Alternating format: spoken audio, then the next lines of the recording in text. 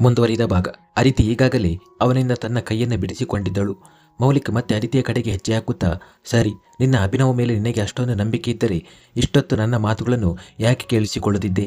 ಆವಾಗಲೇ ನನಗೆ ಯಾಕೆ ಉತ್ತರ ಕೊಡಲಿಲ್ಲ ಎಂದು ಹೇಳಿದನು. ಅದಿತಿ ಅವನು ತನ್ನತ್ತ ಬರುವುದನ್ನು ಕಂಡು ಹಿಂದೆ ಸರಿದಳು. ಮೌಲಿಕ್ ನಿಂತಲ್ಲೇ ನಿಂತು ಬಿಟ್ಟನು.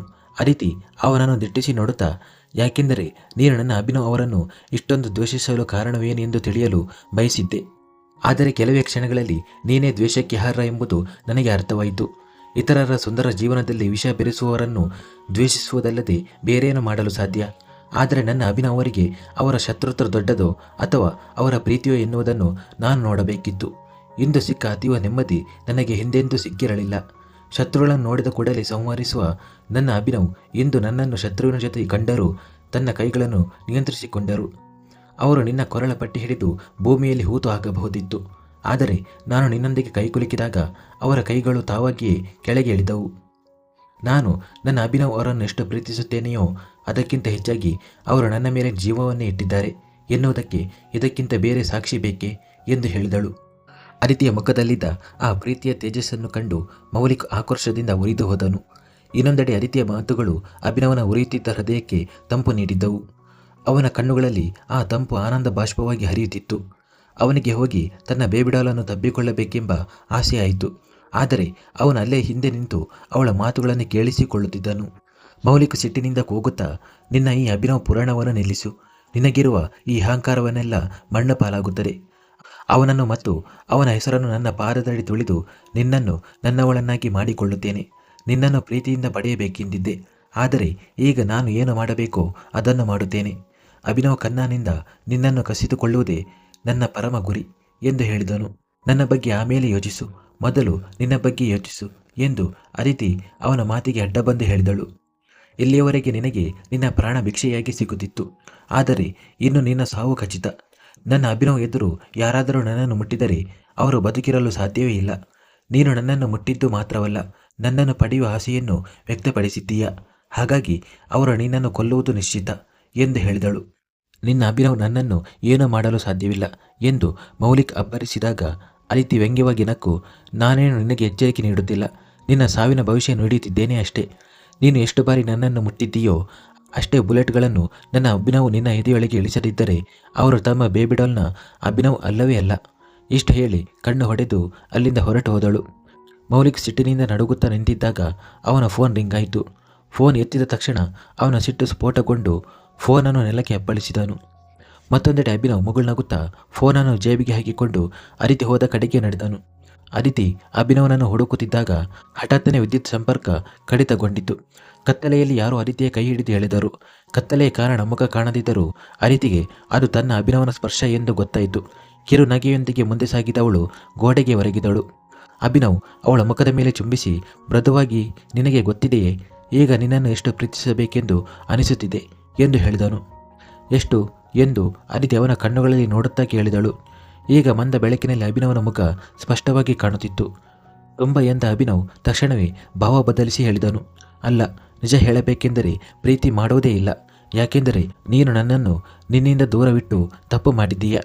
ಈಗ ನಾನು ನಿನ್ನಿಂದ ದೂರವಿದ್ದು ನಿನಗೆ ಆ ವಿರಹದ ನೋವು ಏನೆಂದು ತೋರಿಸುತ್ತೇನೆ.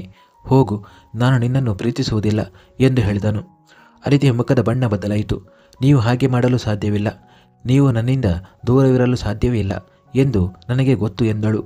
ನಿನಗೆ ನಿನ್ನ ಮೇಲೆ ಇಷ್ಟೊಂದು ನಂಬಿಕೆ ಎಂದು ಅಭಿನವ್ ಕೇಳಿದಾಗ ಅದಿತಿ ನಕ್ಕು, ನನ್ನ ಮೇಲಲ್ಲ, ನಮ್ಮ ಪ್ರೀತಿಯ ಮೇಲೆ. ನನ್ನ ಹೃದಯದಲ್ಲಿ ನೋವಿದ್ದರೆ ನಿಮ್ಮ ಎದೆಯಲ್ಲೂ ಬೆಂಕಿ ಉರಿಯುತ್ತಿರುತ್ತದೆ ಎಂದು ಹೇಳಿದಳು. ನೀನು ಹೇಳುತ್ತಿರುವುದು ಸರಿ, ನನ್ನ ಎದೆಯಲ್ಲೂ ಬೆಂಕಿ ಉರಿಯುತ್ತಿದೆ.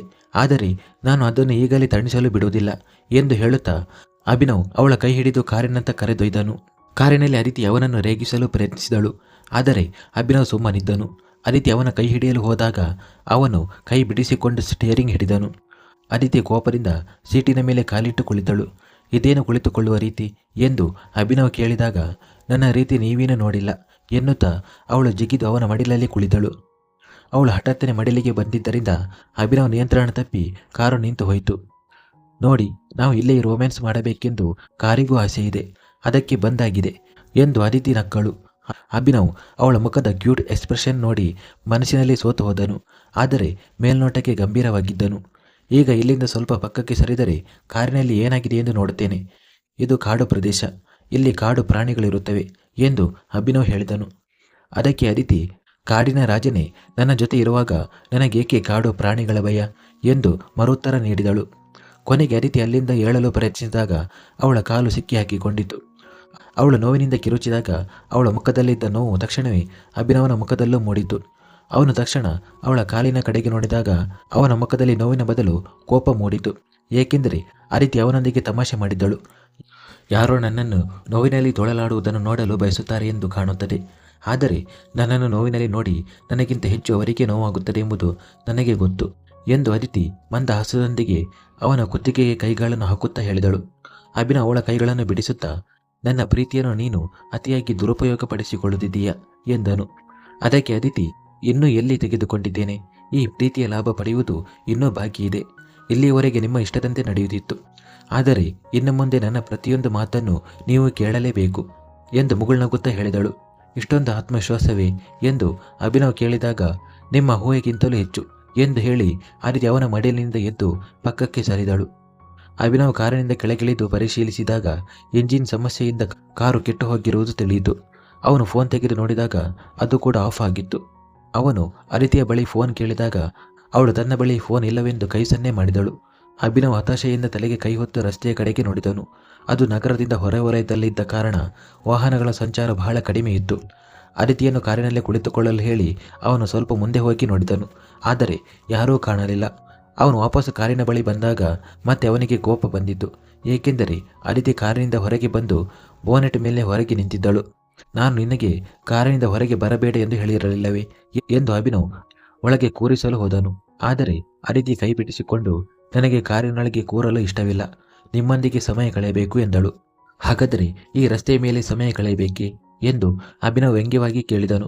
ಅದಕ್ಕೆ ಅದಿತಿ, ರಸ್ತೆಯ ಮೇಲಲ್ಲ, ನಾವು ಸ್ವಲ್ಪ ಮುಂದೆ ನಡೆದರೆ ಯಾರಾದರೂ ಸಹಾಯಕ್ಕೆ ಸಿಗಬಹುದು ಎಂದಳು.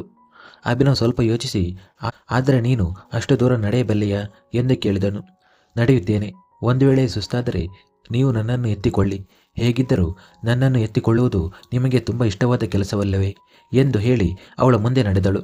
ಅವಳು ಒಂದು ಹೆಜ್ಜೆ ಇಟ್ಟ ಕೂಡಲೇ ಅಭಿನವ್ ಅವಳನ್ನು ಎತ್ತಿಕೊಂಡನು. ನನಗೆ ಇಷ್ಟವಾದ ಕೆಲಸ ಮಾಡಲು ನಿನ್ನ ಅನುಮತಿ ಬೇಕೇ ಎಂದನು. ಆದರೆ ನೀವು ನನ್ನ ಮೇಲೆ ಕೋಪ ಮಾಡಿಕೊಂಡಿದ್ದೀರಲ್ಲ, ಮತ್ತೆ ಯಾಕೆ ಎತ್ತಿಕೊಂಡಿದ್ದೀರಿ ಎಂದು ಅದಿತಿ ಕೇಳಿದಾಗ ಅಭಿನವ್ ಕಿರುನಗೆಯೊಂದಿಗೆ, ನಾನು ನಿನ್ನ ಮೇಲೆ ಕೋಪಗೊಂಡಿದ್ದೇನೆ ಎಂದು ಯಾರು ಹೇಳಿದರು? ನಾನು ನಿನ್ನನ್ನು ನನ್ನ ಪ್ರೀತಿಗಾಗಿ ತಪ್ಪಿಸುವಂತೆ ಮಾಡಲು ಬಯಸಿದ್ದೆ ಅಷ್ಟೇ. ನಿನ್ನನ್ನು ಎತ್ತಿಕೊಂಡು ನಡೆಸುವುದಕ್ಕಿಂತ ಉತ್ತಮ ಶಿಕ್ಷೆ ಬೇರೆಯೊಂದಿದೆಯೇ ಎಂದು ಹೇಳುತ್ತಾ ಅವಳ ಕುತ್ತಿಗೆಯ ಬಳಿ ಪ್ರೀತಿಯಿಂದ ಮುತ್ತಿಕ್ಕಿದನು. ಅವರು ನಗರದ ಹತ್ತಿರ ತಲುಪದಿದ್ದಂತೆ ಇದ್ದಕ್ಕಿದ್ದಂತೆ ಅದಿತಿಯ ಜೇಬಿನಲ್ಲಿದ್ದ ಫೋನ್ ವೈಬ್ರೇಟ್ ಆಗಲು ಶುರುವಾಯಿತು. ಅದಿತಿ ಗಾಬರಿಯಾದಳು.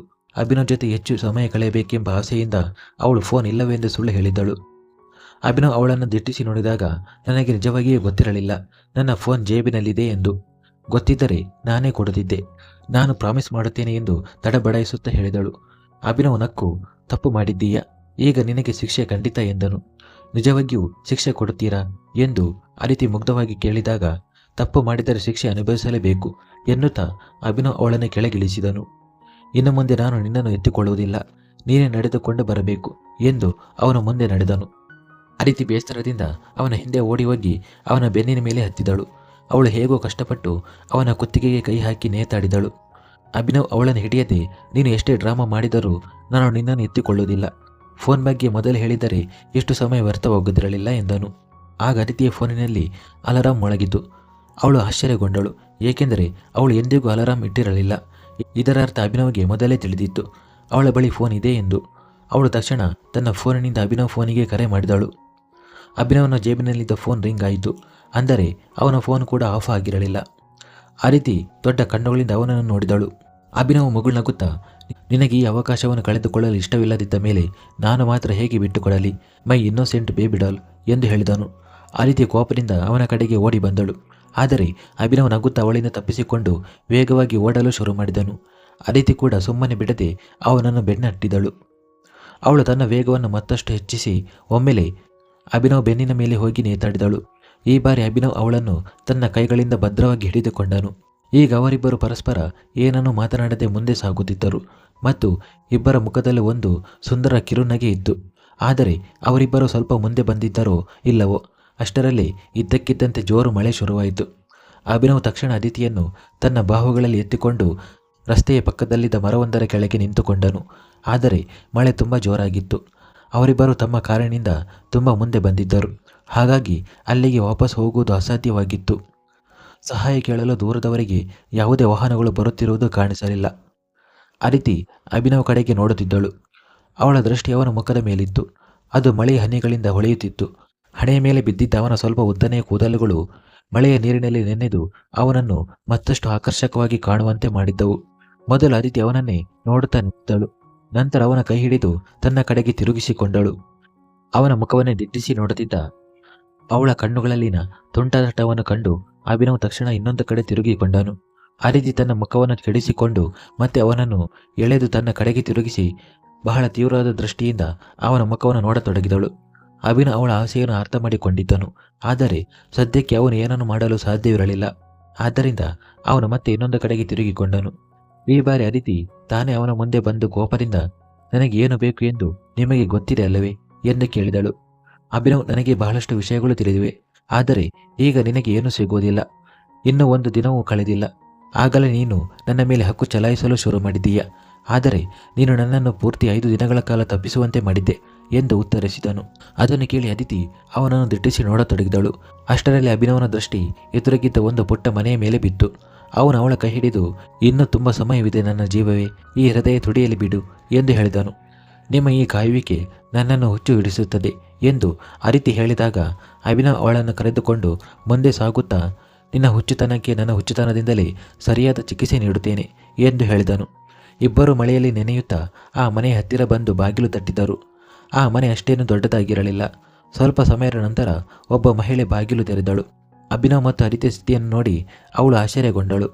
ತಮ್ಮ ಕಾರು ಕೆಟ್ಟು ಹೋಗಿರುವುದನ್ನು ಮತ್ತು ಮಳೆಯಿಂದ ನೆನೆದಿರುವುದನ್ನು ಅಭಿನವ್ ಅವಳಿಗೆ ವಿವರಿಸಿದನು.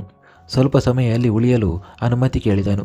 ಅಭಿನವ್ ಅದಿತಿಯ ಕೈಯನ್ನು ತನ್ನ ಕೈಯಲ್ಲಿ ಹಿಡಿದಿದ್ದನು ಮತ್ತು ಅದಿತಿ ಕೂಡ ಅವನ ಕೈಯನ್ನು ಬಲವಾಗಿ ಹಿಡಿದುಕೊಂಡಿದ್ದಳು. ಆ ಮಹಿಳೆ ಅವರನ್ನು ನೋಡಿ ಮುಗುಳ್ನಗುತ್ತಾ, ನೋಡಿದರೆ ನೀವಿಬ್ಬರು ದಂಪತಿಗಳಂತೆ ಕಾಣುತ್ತೀರಿ ಮತ್ತು ಒಬ್ಬರನ್ನೊಬ್ಬರು ಬಹಳ ಪ್ರೀತಿಸುತ್ತೀರಿ ಎನಿಸುತ್ತದೆ ಎಂದು ಹೇಳಿದಳು. ಹೌದು, ಆದರೆ ಇವರಿಗೆ ನನ್ನ ಪ್ರೀತಿ ಕಾಣಿಸುವುದೇ ಇಲ್ಲ ಎಂದು ಅದಿತಿ ಮೆಲ್ಲಗೆ ಗೊಣಗಿದಳು. ಅಭಿನವ್ ಅವಳನ್ನು ದಿಟ್ಟಿಸಿ ನೋಡಿದನು. ಆ ಮಹಿಳೆ ಅವರನ್ನು ಒಳಗೆ ಬರಲು ಹೇಳಿದಳು.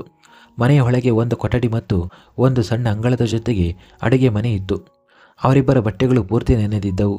ಆ ಮಹಿಳೆ ಅಲ್ಲಿ ತನ್ನ ಪತಿಯೊಂದಿಗೆ ವಾಸಿಸುತ್ತಿದ್ದಳು ಮತ್ತು ನೋಡಲು ಅವಳು ಕೂಡ ಕಡಿಮೆ ವಯಸ್ಸಿನವಳಂತೆ ಕಾಣುತ್ತಿದ್ದಳು. ಅವಳು ಅದಿತಿಗೆ ತನ್ನ ಬಟ್ಟೆಗಳನ್ನು ನೀಡಿದಳು ಮತ್ತು ಅಭಿನವ್ಗೆ ತನ್ನ ಪತಿಯ ಬಟ್ಟೆಗಳನ್ನು ನೀಡಿದಳು. ಆದರೆ ಅಭಿನವ್ ನಿರಾಕರಿಸಿದನು. ಆ ಮಹಿಳೆ ಅದಿತಿಗೆ ಒಂದು ತಿಳಿ ನೀಲಿ ಬಣ್ಣದ ಸೀರೆಯನ್ನು ನೀಡಿದ್ದಳು. ಅದರಲ್ಲಿ ಅದಿತಿ ಬಹಳ ಸುಂದರವಾಗಿ ಕಾಣುತ್ತಿದ್ದಳು. ಅವಳನ್ನು ನೋಡಿ ಅಭಿನವನ ಕಣ್ಣುಗಳಲ್ಲಿ ಪ್ರೀತಿ ತುಂಬಿ ಬಂದಿತು. ಇದನ್ನು ಅದಿತಿ ಕೂಡ ಗಮನಿಸಿದಳು. ಅವಳ ಮುಖದಲ್ಲಿ ತುಂಟ ನಗು ಮೂಡಿತು. ಈಗ ಹೇಗೆ ನಿಮ್ಮನ್ನು ನೀವು ನಿಯಂತ್ರಿಸಿಕೊಳ್ಳುತ್ತೀರೋ ನೋಡೋಣ ಅಭಿನವ್ ಬಾಬು, ಈಗಂತೂ ನೀವು ನನ್ನ ಅಂದಕ್ಕೆ ಸೋಲುವುದು ಖಚಿತ ಎಂದು ಮನಸ್ಸಿನಲ್ಲಿ ಅಂದುಕೊಂಡಳು. ಆ ಮನೆಯ ಯಜಮಾನ ತನ್ನ ಪತ್ನಿಯ ಬಳಿ ಅಭಿನವ್ ಮತ್ತು ಅದಿತಿಗೂ ಊಟ ಬಡಿಸಲು ಹೇಳಿದನು. 4 ಪುಟ್ಟ ಡೈನಿಂಗ್ ಟೇಬಲ್ ಮೇಲೆ ಕುಳಿತು ಊಟ ಮಾಡಲು ಶುರು ಮಾಡಿದರು.